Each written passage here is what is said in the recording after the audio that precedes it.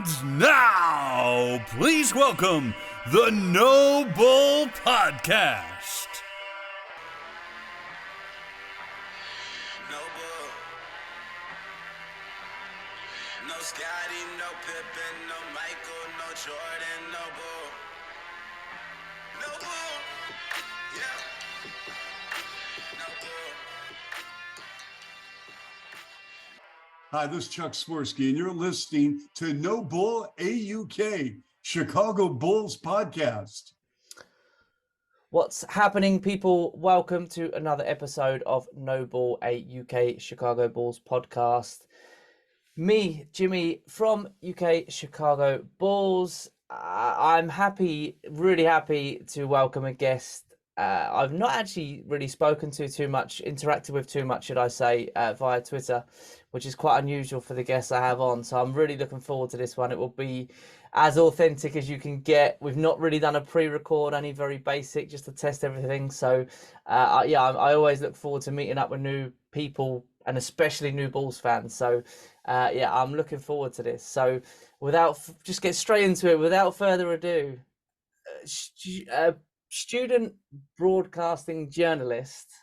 Got there at the end. You got that. Sam Armitage, how are you doing, my man? I'm good, Jimmy. It's good to be here. How are you? Yeah, I'm really good. I appreciate you coming on. So first and foremost, thank you for your time and joining me. I reached out for guests and you were straight in the DM. So it's always nice, man, to get people that want to come on. So yeah, appreciate your time.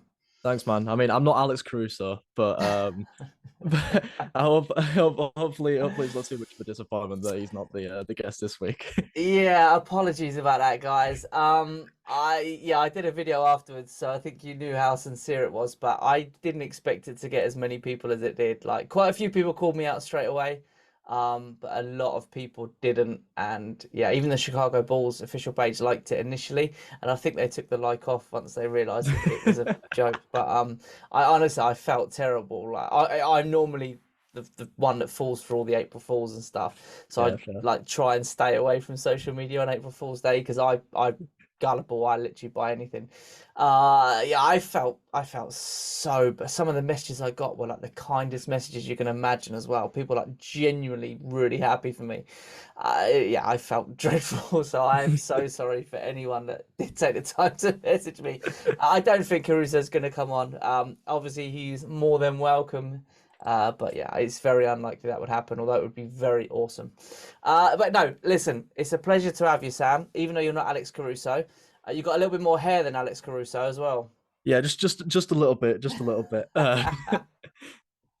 So let's get straight into it. You're obviously from up north of the UK. Mhm. Firstly, why basketball? And then secondly, why the Chicago Bulls? So I mean, I think why basketball is mainly just through the games, through the 2K games, but not like current 2K games when they came out. Like I was a kid who would like to go to like your game stores, like your CEX, your stuff like that, and buy like the old ones for like £1, £2, just for like the old Xbox 360 and stuff. And you kind of just load the game up, play a little bit. I didn't know much about basketball at all, really. I obviously knew it was a thing. You grow up knowing like the household names, like your Jordans, your LeBrons, stuff like that. But no, for me, it was kind of just playing the games, and I think I think the first game was 2K13, I think. And then I played 2K14 too. I was a little bit better at 2K14. I was a bit useless at 2K13. And I think the Chicago Bulls were the first team that drafted me in my career. So I kind of grew a little bit of an interest in them, but not like a massive one. But then the first game that I actually watched at that actual basketball, I think it was live as well, was the 2015 playoff semi-final game 3 against the Cleveland Cavaliers. Obviously, I've got Derrick Rose kind of on my door there. Wow. Okay. From that point, Derrick Rose became my favorite player, and the Chicago Bulls kind of became my team. Okay, so I never watched. I sort of watched it from the 90s. People are sick of me saying it. I don't know if you're aware. I had a break from like the 2000s up until like 7 years ago. So I had to go back and watch sort of a lot of those games. That was going to be my next thing. Obviously, you're a lot younger than I am, so you wouldn't remember the '90s Bulls. I wouldn't imagine. You probably weren't even born No, when the no, '90s Bulls not at were a all. thing. Not at all. So that was going to be my next thing. Obviously, a lot of people of my age are that's the reason why they're Bulls fans. So it's interesting that yours was then for Derrick Rose. Obviously, Joakim Noah. If I'd known that, I should have put my Joakim Noah jersey up. Yeah, that's insane. So that your first game is game 3, did you say? But was it game 3, the one at the UC where Derrick Rose hit the game winner? And it was called Oh by Mike Breen, gosh, it and may well it have was like been. iconic. And then I'm pretty sure like it was either game 3 or game 4, because the game after LeBron did the exact same thing pretty much. Yes, I he, think. yeah, he did. Um. Yeah. So yeah, I think it was game 3. I think it was game So 3. you were Yeah. like instantly hooked from that moment from watching. Yeah, pretty much. And like the whole Derrick Rose kind of like underdog story. Like when it comes to sports, I'm a big guy for the underdogs. I support kind of like the people that aren't really supposed to be the main guys. Guys that are coming up, or guys that just don't really win much. And I think Derrick Rose is one of the most loved players in the NBA. So I'm definitely not the only person who has that opinion. But obviously, coming back from the awful injuries he had, that 2015 run, was kind of it was a very fun team. And I feel like if we'd have actually gotten past the Cavs there, we'd have probably beaten the Hawks as well, and maybe made a finals run. But who knows with that one? Yeah, this is the thing. It's all ifs and buts, isn't it? But yeah, I mean, yeah, Joakim Noah's spoken enough about the time when Derrick Rose got injured and stuff. That was their year to win it if Rose didn't get injured. But yeah, it's what could have been, huh? Yeah, it was so frustrating. But equally, because obviously wasn't alive during the Jordan era. Kind of The Last Dance on Netflix is probably one of my favorite shows ever, and it kind of helped watching it. Obviously knowing what happened, but not knowing like the ins and outs of how kind of stuff ran behind the scenes, and how important players like Tony Kukoc and Steve Kerr Oh God, yeah. and Paxson was in helping, being the kind of like the supporting cast for Jordan, that because obviously when you grow up and you're not in that era, it is all just Jordan, Pippen, Rodman, really, isn't it? Yeah, it's interesting because again, I don't want to be patronising in any way, shape, or form, but for me, when I watched that, it was like reliving childhood a little bit in a lot of ways. And so it's interesting to get your point because obviously you didn't, until you watched. Did you watch much sort of YouTube game? Did you watch much YouTube on the games back then or anything like that before you Not watched The Last Dance? Not Or not really, not really. Like you watch the odd stuff. Obviously, I knew about like the Bad Boy Pistons and stuff like that. But mm, again, you never really know like the proper like how it is behind the scenes, the pure yeah, hatred that these yeah, teams had for each other and I stuff think like that that. was new to everyone because obviously social media wasn't a thing back then either. So everything Mm. that happens now is kind of just instantly out there, whereas back then so much of it was just sort of kept behind closed doors. So, but obviously you enjoyed it just as much as anyone else, which is awesome. So yeah, Yeah. that's good to hear, man. Um, so from that moment, you're a Bulls fan, just from that game you watched against the Cavaliers. Yeah, pretty much. I never was able to kind of like keep a proper interest in terms of actually watching games live, because back then I had like school the next day. Right now, like being a uni student, it's a lot more flexible in terms of like you never really go to bed at a normal time as No. a uni student. So if the Bulls are on, I do like to watch it here and there. But yeah, I kind of never really were able to kind of watch them like week in week out. It'd only be like once every few months. But when it got to like the playoff time, that was usually when we'd have like a holiday break, so I'd be able to kind of watch a few games here and there. The season that we were the 8th seed and we played the Boston Celtics, it was the Dwayne Wade team Yeah. with Rondo and Butler. I really like that team as well, and I still believe that if Rondo hadn't got injured, we'd have probably not been reverse swept by that I'm with Boston you. team. I'm with you. I 100% agree. That was my first season back watching the game, so Right. I had so much hopes. But I think it was like the first 3 games we won comfortably. We looked unbelievable, and you kind of thought, I thought, what a time to get back into this, you know. Yeah. But I completely agree, man. I mean, I would say it's probably 50-50 with Balls Nation on how they feel about Rondo. But for me, yeah, I think we beat the Celtics if Rondo stays healthy. Yeah, I'm absolutely convinced by it. Of course, like I said before, it's ifs and buts. Nobody's ever going to No, really know. exactly. But yeah, for me, I'm convinced by it. I So don't know how much further we go, but I no, think we no, beat that's that fair. Celtics team. No, but I think there's always like a if or a but in terms of injuries when it comes to any playoff run with any team, really, isn't it? Yeah, do you know Rondo was? Oh man, he was actually really good for us. I really enjoyed watching him in a Bulls uni, and funnily enough, it came up on I think one of my like Facebook memories or something this morning. I posted a video. I don't really post anything on Facebook anymore, but back then I posted a video and it was Rondo to Jimmy Butler.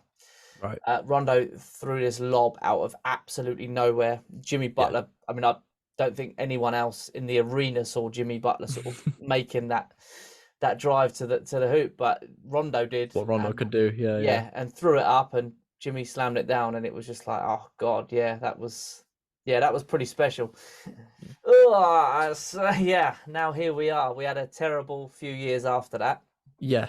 Yeah. Obviously, you stayed loyal because you're here now. You're still a Bulls fan, Mm-hmm. which is awesome, despite all the ugh, It's we just had to frustrating. watch. What about this season? I mean, This season, it is annoying. Last season was fun because that was like the first time I properly like as a Bulls fan had watched us in the playoffs, and obviously I knew that we were gonna get beat by the Bucks. But I was like, I'm gonna try and watch as many games as possible. I watched game one live. We it was actually quite a close game. I think we led for a bit in the back end of the third, and I was like, this is amazing. Nobody was expecting this. They ended up winning, and then I think game two was at like 2 a.m. and I was like, we're probably going to lose this one again. And then that was the one that we actually won yep. because DeMar DeRozan figured out how to play basketball in the playoffs. For that one game for 48 minutes, he figured out, and then obviously the rest of it happened. And I think everyone was kind of.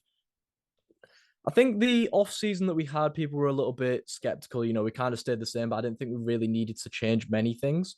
I think a lot of people were expecting Lonzo Ball to maybe be back at any capacity this season, which is just a shame about what's really happened with him. And then we start the season off by beating the Heat, a team that finished near the top, and the Bulls were the team that couldn't buy a win against the top three teams in either conference. So we actually go out and we win a game against a solid Miami Heat team. Obviously, they haven't had the best of seasons compared to what we know that they can do. And I was feeling a little bit. I was feeling a little bit hyped because we were good value for that win as well. I thought we played really well, and that's kind of just been the kind of story of the whole season. It's just been a bit disappointing. We take games to the wire. Just our clutch performances this season just haven't really been good enough. No, and I think we've had so many slow starts, which you just can't afford to do.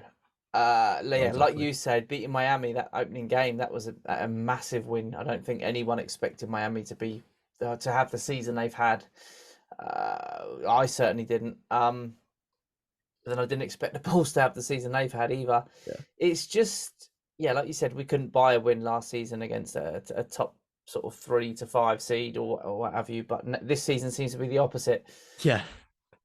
It doesn't matter who's missing that Wizards. I just keep going back to that Wizards game when, I mean, I didn't have anyone. It was Big Dave from the CHGO podcast refers to them as the Wizards because they didn't deserve to be called the Wizards because they had half their team out. And we lose the game. And last night, as soon as it was announced that Trae Young was out, I think I just panicked. Because For real. I thought, God, I hope the players don't see this because they're going to think it's another walk in the park. And So it's a weird one with the Hawks because we're usually quite good at defending Trae Young. I think when Trae Young plays against us, he's usually pretty ineffective. Like he'll have the odd game where he does quite well, but obviously there was that thing on Bulls Twitter last season that Ayo Dosunmu just owned Yeah. him in every single game that he played Yeah. against us, and that kind of transitioned a little bit into this season too. But I think it was just weird to see how bad defensively we were last night. We've been for all accounts an okay, a plus defensive team, especially in the paint this season, which is strange because you never look at Vucevic as kind of like a defensive anchor in there, and the defensive stats have gone up so much since Patrick Beverley's come in since the All-Star break, and kind of like last night had so much riding on it in the sense of if we win this, we get the tiebreaker over Atlanta. If we end up level on record with Toronto and Atlanta, we'll finish above them because we'll have the 3-team tiebreaker over them. But then it kind of just, it was weird. We kind of like were slow out the blocks. And we were never really able to reach that next level because we were letting up way too many points. Yeah, as you were saying that, it reminded me of something I saw and I screenshotted it today, and I forget, I haven't actually got it from YouTube, but since the All-Star break, Chicago Bulls have the 4th best defense in the NBA. Right. That shows it, doesn't it? But what happened? What the hell happened last night? Second best best net rating in the NBA, and we've been a 12-7 record. But this was, of course, before last night, so it's now 12 and 8. Was that? I'm pretty sure I saw something that said that 12-7 record was like joint 4th best in the East as well. Oh, okay, I didn't see that. So I mean, it's literally like we've had the opposite of last season, because last season we were first going into the All-Star break, weren't we? And then we kind of just lost every single one of our remaining games. Yeah, we were second going into All-Star break, sorry. and then we absolutely fell off. Yeah, Miami just nicked it at the Right, okay. And then we fell off an absolute cliff. So I've got this as well. It was from Kevin Anderson from NBC Sports Chicago. In the last 5 games, the Bulls are first in NBA in turnovers, second in the NBA in opponent turnovers, first in the NBA in points off of turnovers, third in the NBA in fast break points, 4th in the NBA in opponent points in the paint, and first in the NBA in percentage points from turnovers. Yeah, that was before last night. Now, when you look at that, you think, okay, this is a win, right, against the Hawks. This is a comfortable. Just keep doing what you're doing. This is a comfortable win. No such thing as comfortable with the Bulls, though. And then I'm just gonna scroll down to the notes I made from last night's game. No, that's the Hornets win. Where are we? Oh gosh. Here we go. No, that's the Grizzlies. Right, bear with me. I can't find it now. So I've got the good ones. I haven't got the bad ones on here. They were on here. Where was it? Yeah, okay. So obviously we lost the game terribly. I think by 18 in the end. 123 to 105. Another terribly slow start. We were down 13-2 early on last night against. Listen, I know the Hawks have still got some good players. Don't get me wrong, but they shouldn't be going down 13-2. Come out the blocks, guys. This is arguably the most important game of the season. The next game is the most important, right? Every time. But after beating the Grizzlies Sunday night, where are we? Whatever it was, I'm losing track of. Yeah, Sunday night. It was Sunday night. Yeah. We've got to go and attack the Hawks, right? If we beat the Hawks, we go above them. We've got the head-to-head advantage of them as well. So you can't start like that. End of the first, we were down by 10. Terrible turnovers I've put on there. Some of our turnovers were an absolute joke. That's come from us tying out, like, we didn't tie a franchise record, did we? It was like tied our second best with the amount of turnovers we had against the Grizzlies or something like. So the turnovers we had, I've written that down somewhere. I've got the worst memory, so I have to write things down. It was against, trying to find it now. Yeah, against the Grizzlies, a franchise record of Was it franchise record? yeah, Okay. of only 3 turnovers. Yeah, we kept the ball really well in that game. I Yep. remember. Yeah, Yep. and then we follow it up with that turnover after turnover after turnover after turnover.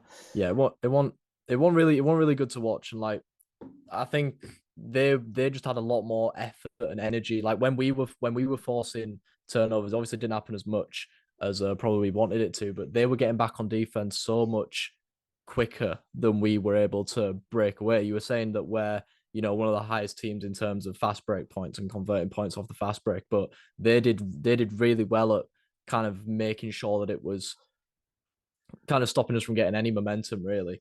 In the fast break and on offense. A lot of the time we were kind of limiting ourselves to, trying to get the ball to either Zach or Demar, kind of like in an ISO situation. I never like when we do that, because when we play when we actually have good ball movement, it's really good to watch, and you can tell that we can actually do it. It's just it frustrates me when we kind of go kind of down the same well time and time again. And sometimes it does work. Demar and Zach are very good at what they do, but I think when we play best when we can get Vooch going in the post, Kobe, we can get him a few looks on the from beyond, Patrick Williams, when we can get him being aggressive, get him getting a few shots up. I think he was probably our best player yesterday. He played with a lot of Yeah, confidence. I definitely agree with that.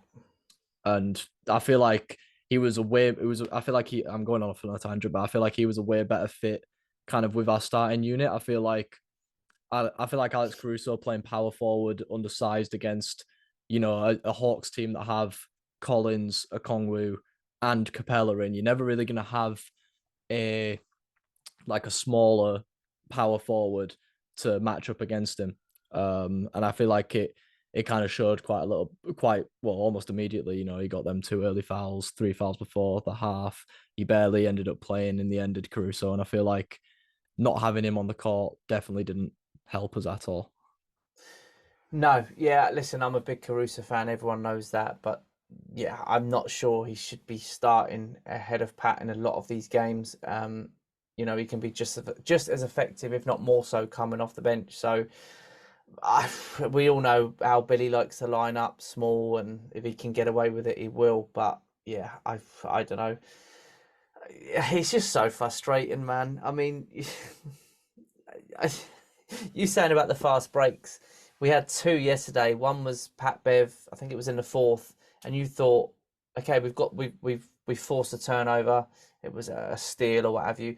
Pat Bev's breaking away, and you think, here we go. This is what we need, and he missed the layup. This is like, I think it was the very next play. Kobe had the same fast break, easy layup, missed it. And at that point, you just think, do you know what? It's not our night. It's absolutely not our night. I feel like we had a decent period for like 4 or 5 minutes at the start of the 4th where we were getting stops, and down the stretch that's what you need. And it was like a 9-point deficit for what felt like forever, because we just couldn't seem to capitalize on the only period of good defense we were actually playing throughout the whole game, pretty much. We were either settling for threes, which obviously would have like got the crowd, properly behind them if they could have drained any of them. But the Bulls aren't exactly the best 3-point shooting team in the NBA, so you're very much just flipping a coin when it comes to that kind of stuff. No matter how open they were, no matter how open the players were, it's hard to really knock them down, because the Bulls just aren't a good 3-point shooting team. So I feel like we were settling too much from beyond the arc in the 4th quarter, especially when we were making stops. But equally, you can kind of understand it, because obviously, like the shot blockers that the Hawks have obviously made it hard for us to go to work inside. I think Stacey and Adam said yesterday that the Hawks are the only team that have 3 players with 70+ blocks Wow.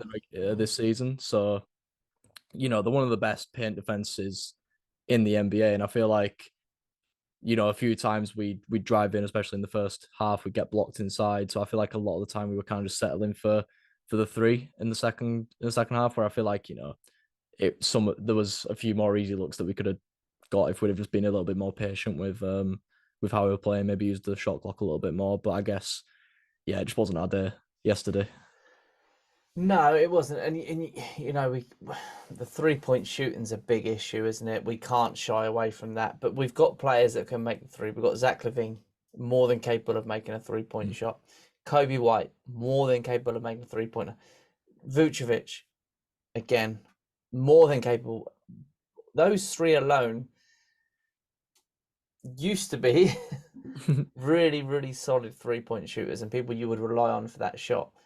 Yeah. It just doesn't feel like we have anyone now, which is weird because it actually came up last night during the game that Zach has broken another record for most threes this season. 202, I think. I think he has the top 4 now, doesn't he? Yeah, something like that. Top 4 seasons of 3 points made, which is crazy to me because it feels like we can't buy a 3 most games. It's just how the NBA works now, isn't it? Like you've got everyone chucking up threes all the way down. Like Larry Markkinen became the first 7-footer to hit 200 threes in a season or something like that, wasn't it?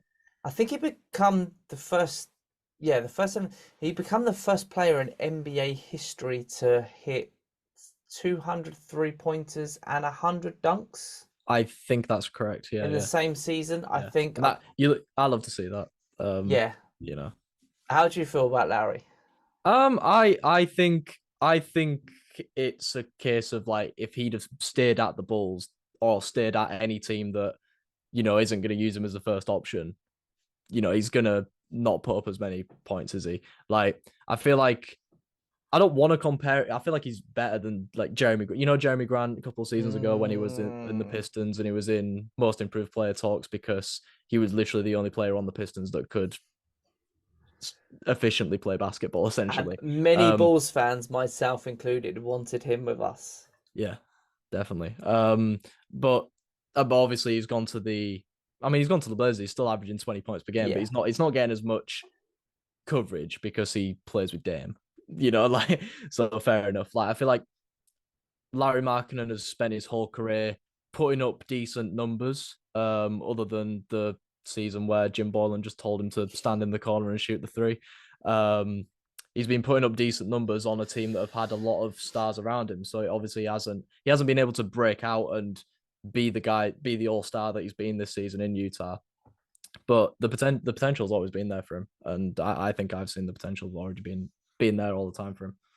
Yeah, everyone knows how I feel about him. I'm so happy to see him doing this where he is now. He's had a lot of freedom, like you say. It's about freedom. He's had a lot of that in Utah, and he feels like he's home. And yeah, listen, don't get me wrong. I would love for him to be doing what he's doing in a Bulls uni, but I'm happy for him, and I think it's amazing.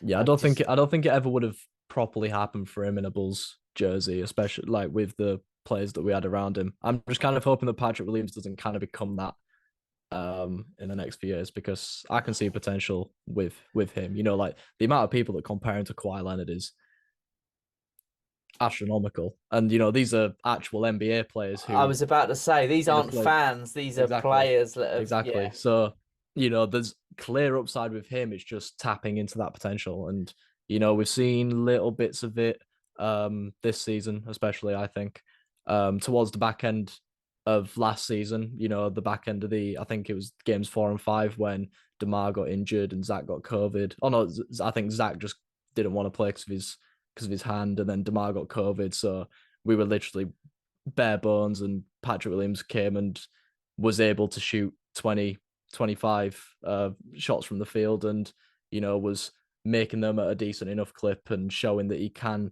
be that kind of guy. It's just he's never going to be that guy when he's the fourth option on a team. No, and I think, like you say, we've seen it this year. There's been certain games where he really has looked like what we all think he can be. And certainly AK and Mark Eversley believe he's going to be that, because he's been in so many trade rumors.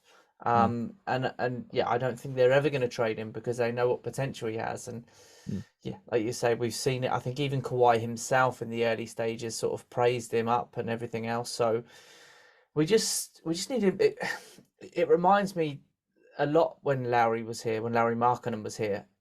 For me, when Larry Markkinen was aggressive, Hmm. that was when you saw the best Larry Markkinen, right? He was driving to the rim. Okay, he could still stand out and make the three anyway. But when he was being aggressive, that's when you go, "Wow, this is how we want you to be." And it's very much the same with Patrick Williams. When that guy just sees red and goes aggressive, he looks unstoppable offensively. He And really he's does. and he's one of the best kind of like he's one of the best non-box score defenders in the NBA too. Like Mm, um his defensive work does go unnoticed a lot of the time, I think. The upside is there for him to be one of the elite two-way players, but also he can be aggressive if he wants to be too. yeah, we're just praying it works for him. I mean, he was the Yeah. number 4 pick, so he's I got a think it lot of I pressure think as I well. think it's just a bit of patience around him. Obviously, if DeMar DeRozan doesn't re-sign with us, not this season, next season, he's off. His contract's out, isn't it? Yeah, he got another So year, I believe. I think if I think once DeMar's contract expires, if we don't extend it, then he'll obviously become a little bit more of a bigger part to play in the system. It's tough to see. It's tough to see where everything's gonna go. Obviously, the Bulls with their draft picks that they don't have, and we've kind of risked a lot for one playoff run, maybe two, if we can get through the play in this year. Um, it's quite. I'm not saying the future's bleak because we do have a lot of solid players. Zach Levine's only really just entering his prime. I think it might be a hot take saying this, but I think either next season or the season after, he could potentially get 50, 40, 90 in his shooting splits. I think he's shooting like 53, 44, 86 or something this season. And I feel like it's just, getting that bit of consistency with his three ball and his free throws, which obviously weren't there at the start of the season. So I think he could be an all-star for the next 4 odd seasons. And obviously he's contracted here for another 5 or so, isn't he? So I think him being there could be a massive cornerstone, but it is kind of seeing what happens when DeMar obviously gets a little bit too old. When do we extend Vooch this off season? Does Like, Vooch stay? I mean, it's not down to the Bulls, really, is it? yeah, It's I don't see Vooch staying. I really don't, and I hope I'm wrong because I genuinely love Vooch, and I think this season when we've gone through him is when we've been most successful. yeah, Yeah, I'd be gutted to see him go. And let's be honest, we've not exactly got depth in that position, have we? So, no, of course not. yeah, I really, really, really hope he stays. I don't know how it's going to work financially. Kobe's up for a True, contract extension as true, well. yeah, Even Io is. So, right, yeah, I mean, true. they're going to be working very hard this off season to figure all that out. But I, it will be interesting to see the roster going into It next will season. be. It will be because it definitely won't be a case of last season where we'll look at kind of running it back. Well, I say that shouldn't be the case, but I was under the impression that we were going to make some moves in well throughout the season, but we didn't. So who knows what's going to happen. I think I think AK and Mark have kind of come in, and obviously they've been better than Garpax, but I it's it's been a bit, they've had a few ups and downs. I feel like their tenure so far. Yeah, I think they've taken some risks. The Vooch trade, I still stand by that. I make that trade a At hundred the times out of at the 100 time, at personally. the time, Yeah, yes, it was good. He was literally just an all star that year. Um, you know, I think in hindsight, obviously, the Magic drafted Franz Wagner with that pick. Who's got all he's a well, mate. He's a great player. He's a great he's player. got all of the kind of like the upside. I feel like the Orlando Magic's young core is very good, but again, that's not a conversation to be having here. Geraint from Orlando Magic UK will probably listen to this and absolutely love that you said that. Yeah, I think they've got a great upside. Like they're already what, like 4 games off of finishing in a playing spot this year or something like that. So Listen, you compare the two rosters, right? The Bulls should be, and this is no disrespect to Orlando, but they were out without Markel Fultz for a while, Jonathan Isaac for a long time. You compare the two, you would expect Bulls up here, Magic down here, and they're only what 3 games behind us. It might even be 2. I'm not even sure. No, it can't be 2 because no, they're playing. It's they 3 lost. or 4. They lost. Well, it was because they lost. Lost against the Cavs, didn't they? Yeah. So yeah, it's 3 or 4 games behind us, which is insane, really. Yeah. And they've had a very similar season to us. They've beat some of the good teams and lost to some of the bad teams. So yeah, you're right. In hindsight, it doesn't look like a good trade for us. But at the time, I still make that 100 times out of 100. Yeah, me too.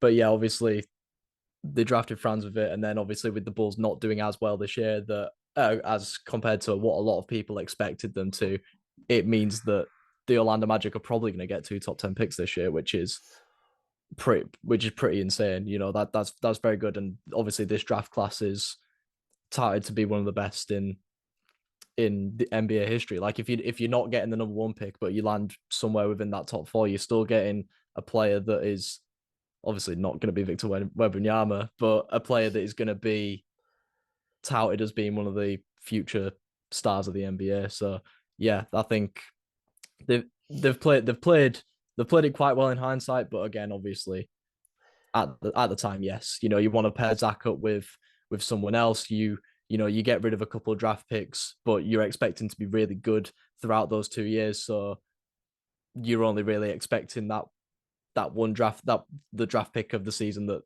they got Franz Wagner to be the only good one.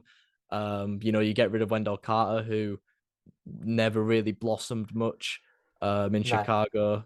So yeah, I feel like at the time the trade was quite good, but obviously I'm no disrespect to Vooch, but he obviously has never shown the signs of that All-Star season in Chicago, whether that's because he's been playing with he's not the number 1 option. That could probably be down to it. But his 3-point shooting's kind of gone down a little bit as well since he left Orlando. You know, he hasn't been the player that we signed, essentially, is what I'm trying to say, but he hasn't been awful. But yeah. So yeah, in hindsight, it's probably not the best trade, but at the time, yeah, I agree with you, mate. Yeah, I think. Listen, he's had some tough stretches, and certainly that first year or 2 weren't the best. But this year, I think he has been one of the positives. Yeah, it's a weird one. Like, you know, on paper, like I people say Vucevic isn't the best defender, yet Chicago were decent defensively, and people say Vooch isn't a good rebounder, and you watch the games and the amount of offensive rebounds that we give up is one of the main reasons why we went and got Drummond. But you look at the NBA stats, and Vucevic has the 2nd most rebounds in the NBA. So it's a really weird situation that we're in. Like, I feel like a lot of people look at Vucevic and think defensively is a weak point, but he's not bad in terms of the only thing I would say on that is, if we're being honest, a lot of his rebounds are uncontested. Yeah, they fall on his lap. They fall on his lap. If there's a rebound and someone else is going for it, I'm not back. Listen, I love Vooch. I said that at the start, and I always will. But I'm not backing Vooch to win a rebound against someone who's a bit more hungry than him. I don't think he's aggressive enough. Yeah, he got eaten up yesterday with Clint Capella. Obviously, Clint Capella's one of the best rebounders in the NBA. So, and that goes back to the fact that there's 3 premier rebounders and shot blockers for the Hawks. So it's always going to be harder for the Bulls to kind of close out possessions properly. And I think we saw that a lot at especially in the first quarter last night. Yeah, I mean, it was just a tough game all round. When you look at what we did against Memphis a couple of nights before, that first half against Memphis was pretty bad, to be fair. But you look at what we did in the second half against Memphis, and it was just like, I mean, that was insane. That just goes to show how good this team can be. What we did against Memphis in the second half was honestly the best, in my opinion, probably the best half of basketball we've played this season. I just thought we were unbelievable. Yeah, I remember, yeah. obviously, it was an early tip in the UK. It was a 8:30 p.m. tip, and I was watching it. And even my other half was kind of. I think she was only watching it because it was Benny the Bull's birthday bash. To be fair, she doesn't normally bother watching it. She's not fussed by watching it on the telly. So she watched it with me, and she kind of like at half time, she was like, "Well, you're screwed, basically." And I Yeah. was like, "Yeah, we are. Like, we're not." Even the Bulls are a team that I kind of feel more comfortable if we're down by 20 than up by 20. The Oh way yeah, things have gone, yeah. because we're better No, at comebacks than we are to hanging on to well, it leads. was that Lakers that I watched the Lakers game a couple of weeks ago, the one that we won. Because Yes. that was a Sunday tip, so that was like an early tip, and we were up by like 17, and I was like, it was the fourth quarter, we were up by 17, and I wasn't sat comfortably watching the game at all. I was like, because they kept trimming it to 9 ish, and then we brought it back, and then they trimmed it again, and we brought it Yeah. back, and then obviously that was the game that Vooch got kicked out from early, so Oh, obviously we that were was a playing. joke, It man. was. That was It an was. I was fuming about that. I think I tweeted like Yeah. I get So quite yeah. ragey, but I get quite emotional, and I tweeted like, do you know, if I'm Billy Donovan, I'm pulling all, I don't care if we're winning the game, I'm pulling all my guys, like, let's get out of here, like, just make Yeah. a stand. Yeah. And then I look like an idiot because we won the game. But that Yeah. was at the time, that was Uh, how raging I because was. that happened, and then they ended the half on a tough run, and I was like, yeah, we're not going to win that. But then Derek Jones came in and kind of held his own against Anthony Davis, which not a lot of people I'm a considered. big So fan of Derek Jones, man. I I think like the I guy. think there's a lot of the bench mob I'm a massive fan of. You know, Yeah. even back when we were tanking per se, like, you know, the likes of Garrett Temple and Saturansky, and like you'd watch them, and obviously you'd never really feel any pressure of losing because, you know, your team's supposed to lose, but like watching them play, it was kind of like they still gave effort, which is kind of what it's what you need from your players off the bench, you know, because with how deep the Chicago Bulls roster is, you know, you've got people like Dale and Terry getting 5% of the game time. I think it is, someone calculated this season, which I think is absurd for the 18th overall pick. Yep. But obviously you got him waiting in the wings. Io doesn't get much PT anymore. So your players that you do bring on, you need him to make effort. And the fact that Derek Jones is still able to get a few extra minutes in there is because of the effort that he's shown in games where he's had to come in and play a little bit more than he's used to. He's always ready. It doesn't matter if he's getting late minutes, early minutes, whatever. He's always ready. And do you know, I tweeted this the other day, but I met him when I was out in Chicago. I met him and Javonte at one of the events, and it was just after the game. Funny enough, the Hawks game that we lost in overtime. And I said to him, like, the fact you made one of those free throws at the end of the game to send it to overtime was like, I was buzzing. And he said, yeah, but I missed one to win the game. I only made one of them. Like, I missed one of them. And I'm like, yeah, but it was a free throw. It wasn't a bad shot selection. You don't Mm, shoot a free throw to miss, right? And he's like, no. oh, hell no. And Javonte like said, do you know what? This morning or last night after the game, he shot 100 free throws because he was so annoyed with himself for missing one to Yeah. win the game. Yeah. And you know, he's not got the best free throw percentage, so that's their mindset. So that game when he come in, which was the game he come in? That was the Lakers game, right? And he made the block. When Vooch got kicked out. Yeah, Yes. Derek Jones made the block, and then he got the rebound in the same sort of possession. Um, I was so hyped for him, man, because all that sort of when I was speaking to him, come back to me like how gutted he was about the free throw, and he had just missed, I think, 2 free throws before that as well. So for him to go on and make that block and then get the rebound, I was buzzing for him, mm, man. And Bulls Nation on Twitter was just going crazy for Derek Jones. And yeah. honestly, I know how much that would have meant to him because if that didn't happen and we lose that game, he would have blamed himself like 100% because that's just the person he is. So Yeah.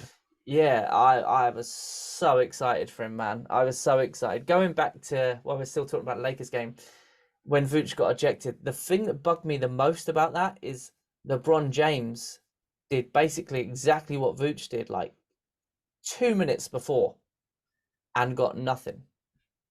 Yeah, it's like I mean it's a weird one because like obviously Vooch hasn't said anything to the referee in English because it's well known that he swears and that in like Serbian Yep. when he gets frustrated. So Yep. like it is just weird that the referee's kind of seen it and you know decided, this is, let's chuck him out. I think if I would say I don't want to like start here on the Lakers. I don't mind the Lakers as a franchise.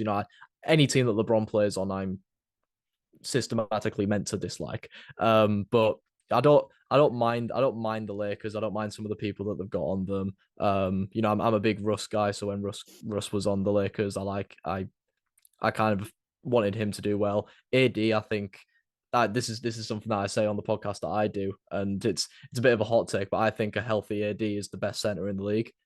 Better than I think. Oh, my camera's gone. That's what I Even get your by- camera said no, hell no. I think he's better. I think he's better than Embiid, and this is saying it. Man, this is after Embiid dropped 52 and 20 on the Celtics last night. So maybe it's not the best time to say it, but like I genuinely think that AD is one of the best players in the NBA. He's just made out of paper mache, so it's I hard for him to really think show it. And then I think when he's been healthy, the year they won the league in the bubble, that playoff series, he was phenomenal. In the finals, I thought he was just phenomenal. that buzzer beat, was it? I don't know if it was buzzer beater, but that game 3 winner against Miami, it was either game 3 or game 4, I think. But he like the 3 that he hit to win on that one, and then like he was still putting up like monster numbers throughout the whole thing. So yeah, I think Yeah. AD's really good. But I think people forget about that and how good he can be when he's on a run. Again, it's ifs and buts. It's a matter of opinion, isn't it? I think. Oh, of course, yeah. If you And go the back to that the fact that bubble it's AD, yeah. there's an argument there for even sure. like The best. late New Orleans the AD that won the finals game MVP, the All-Star game MVP. Yeah. Like before then, AD was just such a monster, and then he kind of just injuries have kind of just derailed him a little bit. When he plays, the impact's there. The Lakers aren't as good when he's not on the court. But yeah, anyway, with the Lakers, I don't mind the Lakers, but it's quite clear that obviously they get more calls than other Oh, teams do. 100%. And that's statistically proven. That's not just me being like me moaning about how and it was the Lakers, by some margin as well. But yeah, like it's like you look at the average free throw attempts per game, and the Lakers have about like 7, 8, maybe even more free throw attempts per game on average. And I'm not sure if that's a LeBron James thing. I'm not sure if it's because they have players that like to attack the rim. Obviously, LeBron is probably one of the most like he attacks the rim a lot. He averages a lot of free throws. But yeah, I think the refs are a little bit more lenient with the Lakers a little bit more than they are with other teams. But yeah, I mean, Vooch getting kicked out was a little bit annoying, but it was good that we were able to kind of like sort everything else out. And I think did we get AD fouled out in that one? Was it another game that oh no, it was the I'm thinking about the Jaren game. Jackson Jr. Oh. No, yeah. I mean, we also get him fouled out, but I'm thinking the Philly game when we got Embiid fouled out. Yes. That was an overtime win, wasn't it? Was that overtime? Embiid fouled out in overtime, but he could have fouled out before because he did trip Pat Bev quite early on, which didn't get called. Yeah.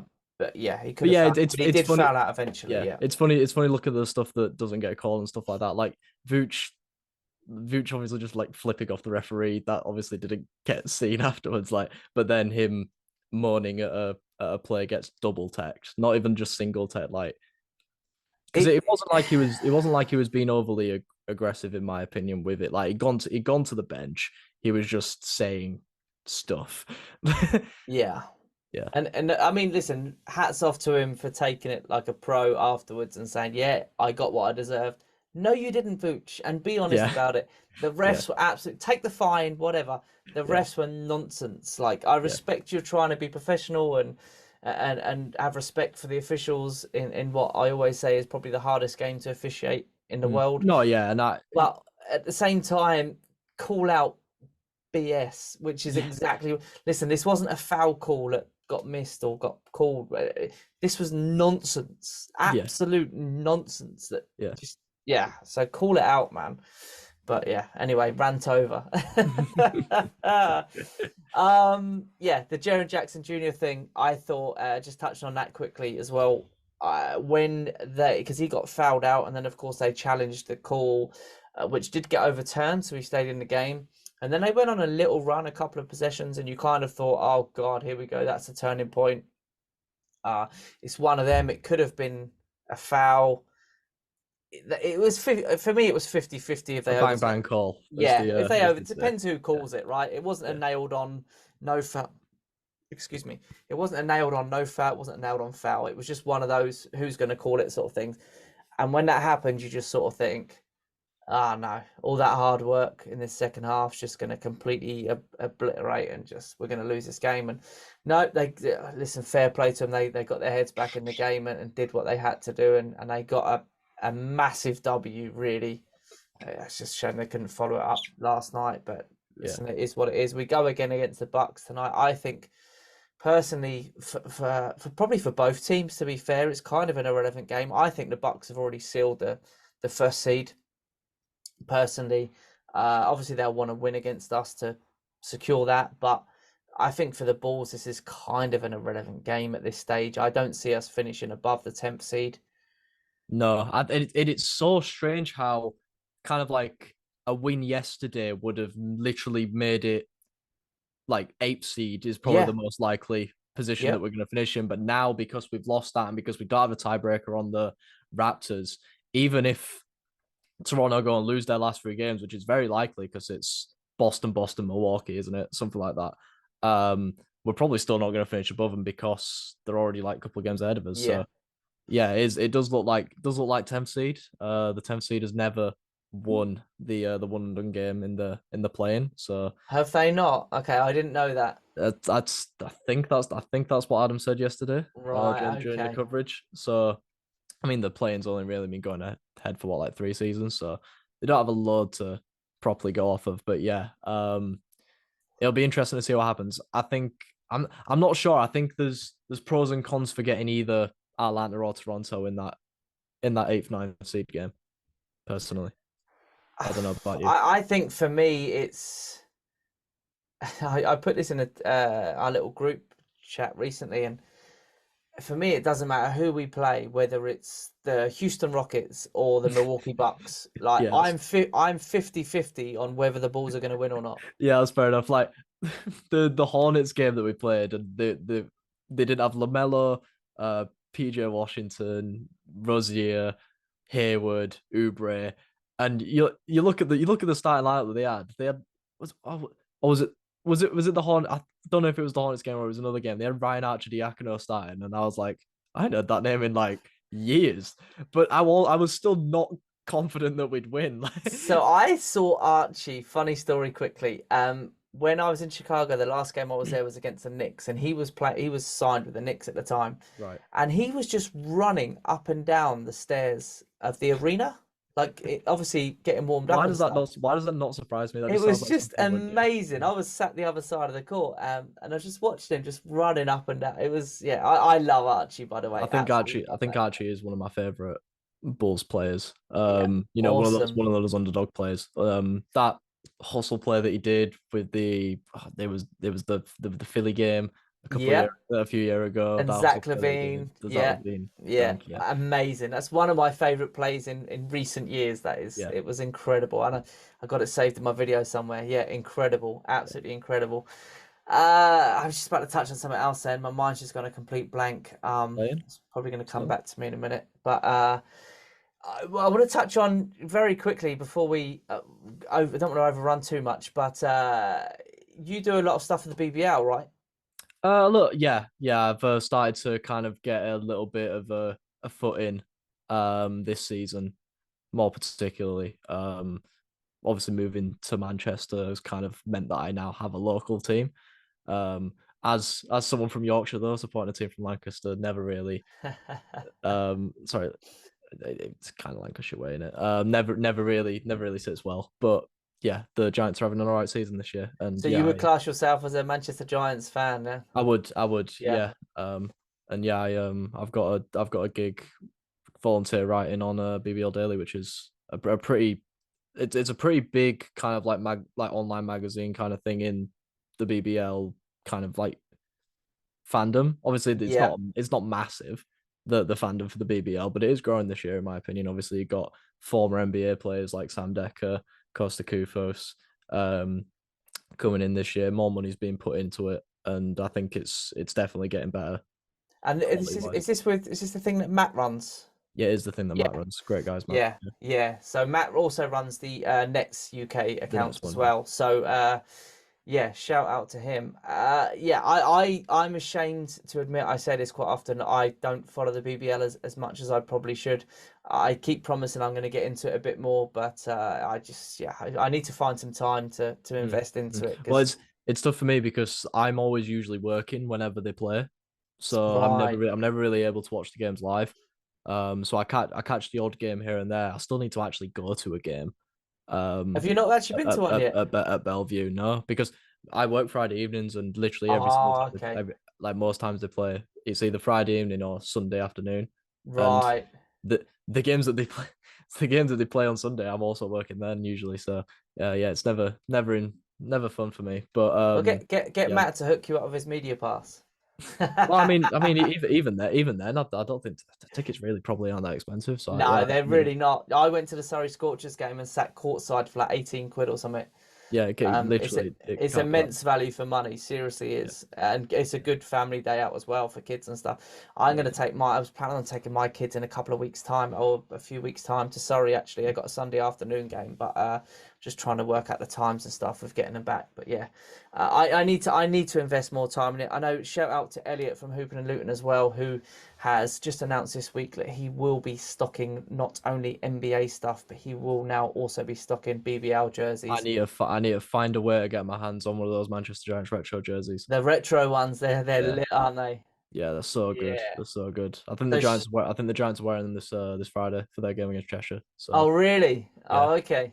big game, and obviously it's kind of like when the Bulls walk out the City edition. You know, it's kind of like that. Yeah. But no, shout out to Elliot for his input in the BBL as well, and just trying to raise the game along with so many others trying to do the same. And yeah, it is awesome, and I need to invest more time into it. I need to make time. It's we need to grow the game over here. So I mean, it's the second biggest game I think in participated sport now Right. in England, behind football, of course. So it's getting there. There's a lot of work to do, and yeah, people just like yourself, like Elliot, like Matt, getting behind it all is only good for the game over here. So we all need to get behind it and support it much more. And Yeah. yeah, 100%. But just yeah, shout out for you guys for doing all that. So, the one thing I was going to say, it's just literally flashback then. Sorry, going back. Was talking about the Charlotte Hornets game. Right. Billy Donovan, I'm sorry, but you should have brought the bench guys in a lot earlier than you did. That was why the hell did he wait so long? Carlick Jones, Dalen Terry, Terry Taylor, and Marco all come in great with IO, but why didn't they come in like I don't know at least 4 or 5 minutes before they did? I Yeah. don't know. But anyway, that's what I was going to say. Just flashback on it. But Sam, shout your handles out as well quickly before we go. Oh man, I wasn't expecting this. So I mean, it's very similar across the whole thing. My Twitter's Sam Armitage, ARMITAGE 304. You can find it off of your Twitter as well, because obviously you've added me in there. Similarly with Instagram, Sam underscore Armitage 304. I do my own basketball podcast. It's kind of taken the back burner due to uni stuff and kind of all the other stuff that I've been doing. That's beyond the arc. So YouTube and Spotify and well other podcast platforms. So you can check that out too. Mainly just NBA, just talking about kind of what the happenings in the NBA. I've been talking about Dallas a little bit too much recently, but they've been kind of like the main story, really, haven't they? Yeah, it's shocking, really. But for me, I couldn't believe it when I looked at the standings last week. It's crazy. But say they can only get in the play-in if OKC lose That's right. their remaining games, and they have to win. Yeah, it's Shout out to the Thunder as well, because I mean nobody saw them having the season they've had, even though, it's crazy, man. Snowy out from OKC UK is like preaching to us about how good these young guys could be, and I think most people are probably laughing at him, but he's laughing now because they're getting Chet back next year as well. So yeah, that's exactly a top that. two And, pick and for next listen, let's season, be yeah. real. They're going to finish. Most likely they're going to finish in the same position in the West that the Bulls have done in the East. So Exactly. really, who's laughing now? It's Yeah. not me. It's not me. I'll tell you that. So No. shout out Snowy from OKC UK as well. But yeah, Sam, thank you so much for joining me, man. I've really enjoyed this chat, and we'll chat again soon. And yeah, I need to get into the BBL for sure, and I'll also check out your YouTube and stuff as well. Thank you, man. Thanks for having me. No problem at all. Guys, enjoy the rest of the season. The regular season ends Sunday night, 6 o'clock p.m. tip in the UK against Detroit Pistons. I've got a couple of games before that, of course, but that's when the season ends. I'm going to be watching that with my kids. First time my kids have watched a live game. I'm really excited. I'm going to make a big deal of it, even though the game's probably going to be completely irrelevant. It's a big deal for me personally to watch my first game with my kids. My little boy is buzzing. My little girl is kind of excited, but not as buzzing as we are. But I'm going to make it a lot of fun. So I'm looking forward to that. If nothing else, I'm going to, just make the most. Hopefully the Bulls win. But guys, enjoy the rest of the regular season. I am not back next week because I am on holiday. I will be keeping an eye on the play-in game, of course, or games, hopefully, next week. But there will not be a podcast next week because I'm not around. And then I will be back the following week, whether we're talking about a playoffs or the end of the season. Who the hell knows at this point? But yeah, a couple of weeks we'll be back. Thank you again for Sam for joining me. Enjoy the rest of this week. Hopefully enjoy the play-in. Hopefully we get through to the playoffs. And yeah, go Bulls.